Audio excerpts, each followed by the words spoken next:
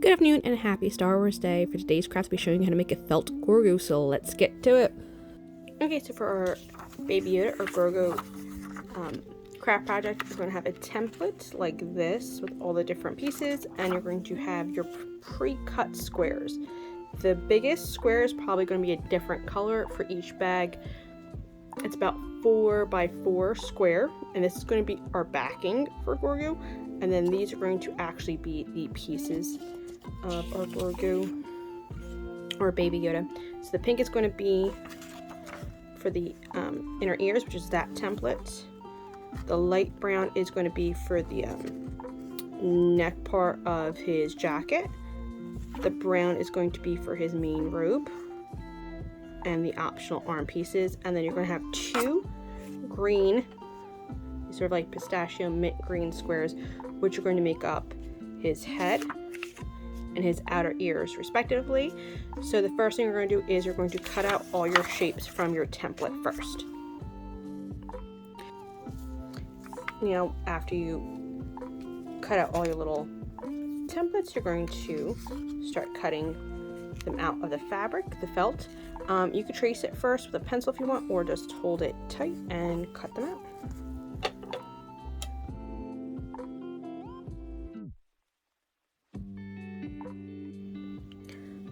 Once you have your pieces assembled, you have your inner ears,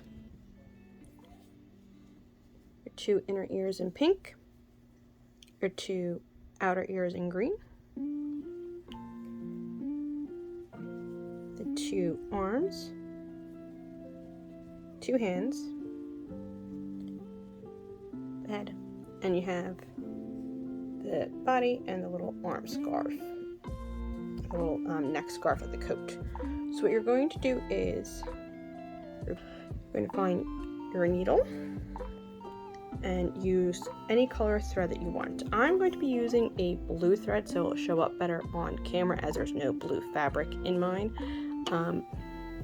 But you could use thread the same color as your fabric so it doesn't show if you prefer. So once you get a good amount off, you're just going to thread your needle. Just a little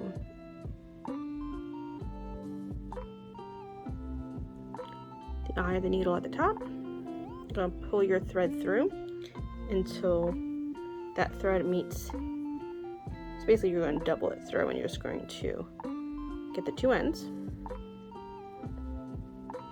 You're going to tie it in a knot about once or twice.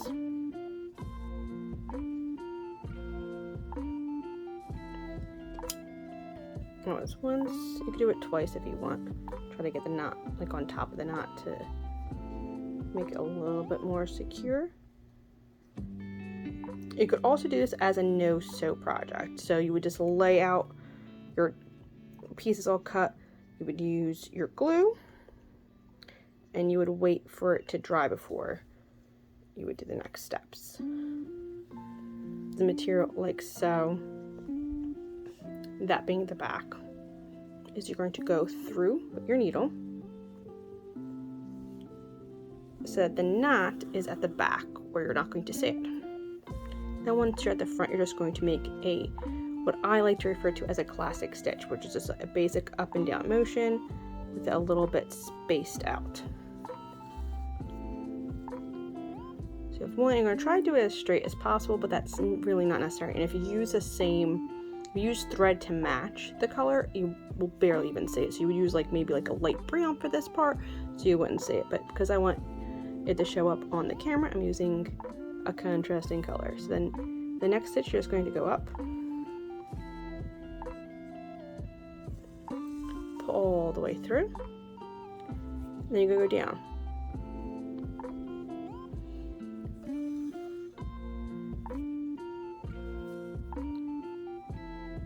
Giving a little space in between each stitch.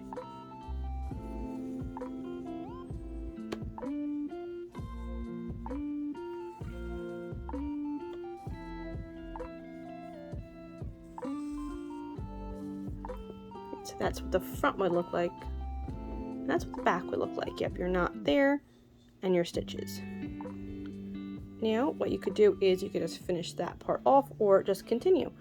So you might want to get like, so basically keeping with the same sewing technique, I'm just going to keep adding my pieces, like his arm, sleeve, and his hand, doing the same stitch basically until the thread kind of gets to the end, and this is how you'll close. Material. Let me just focus the camera. There you go. Just going to gather a little bit of material like that. There you go. You're going to gather a little bit of material like that. Pull until it makes a loop. And then you're going to pull, get the needle, go through that loop. So if you notice your thread's getting kind of short, you want to finish and rethread, that's what you're going to do. You're just going to gather. Pull your needle through until it makes a loop. And you can repeat that as many times as you feel secure with. And then you're just going to snip and then rethread. Yeah, and then once you rethread your needle, you can just keep assembling. So this part, I'm just going to assemble Grogu's head right at the, just basically sewing it to the neck part of the coat, and then close as you need. And I'm going to do the ears. I'm going to sew the inner ear part to the outer ear before I assemble the ears to his face. It's just easier that way. And then I'll sew it right. Once again, if you use thread to match, you wouldn't see the stitches much, but I wanted to show it up on the camera. And then the last, after it's all assembled, is to do the eyes with the buttons. Once again, with the thread knot in the back, you're just going to poke the needle through one of the holes, and then just go across to the next one, pull through. So once again, you're just going to go up through the one, then down through the other, going up and down, and then you can even crisscross just for extra security.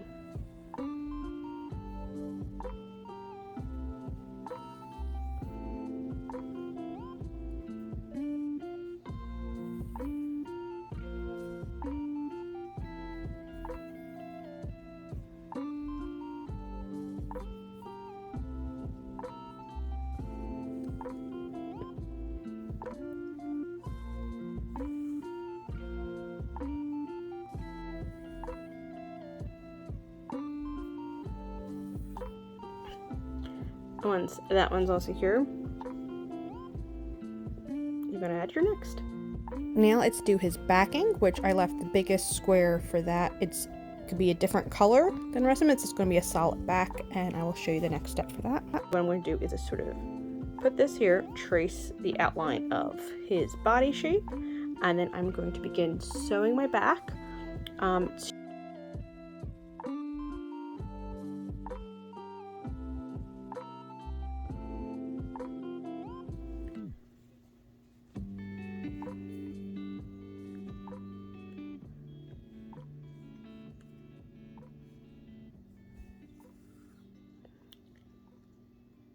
Just want to keep the stitches closer together. What you could also do, if you want the added security, if you're going to stuff your figurine, is you can make a loop at the very edge, just like when you're closing, and pull. And you could do that for it, just to give it security. So once again, you just would pull a stitch down. Instead of pulling the stitch all the way through, you're going to just let it loop, and then you're going to get your needle and thread and pull it through that loop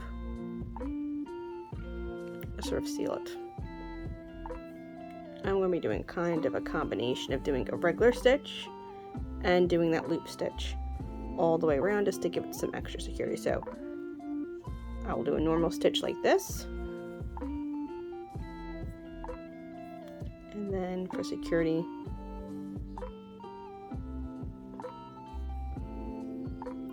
make the loop stitch, and I'll do that through all the edges. But once again, I'm going to leave this flap open and close at the end because I'm going to stuff it. So I'm going to show you that in just a sec.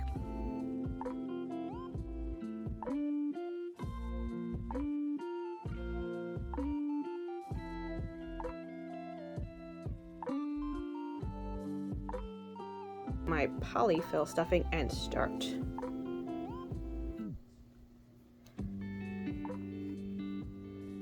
Filling up our Yoda.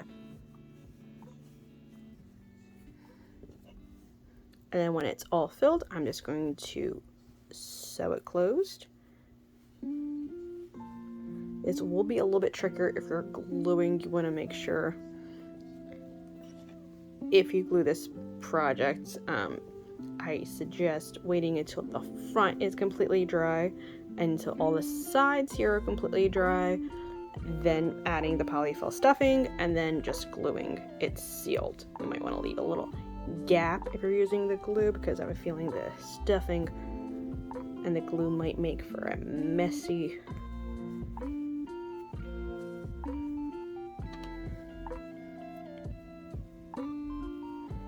once you think you get it, you have it filled enough where it's not going to basically pop a stitch, but it's nice and squishy, you're just going to sew it shut. Once you have the top all sealed up, once again, if you use matching thread, it won't show so much.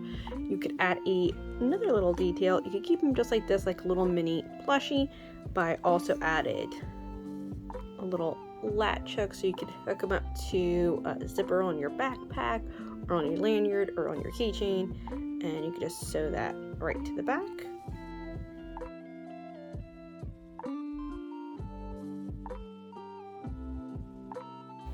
With your lanyard hook assembled, the next step could be to draw on a nose and mouth with permanent marker.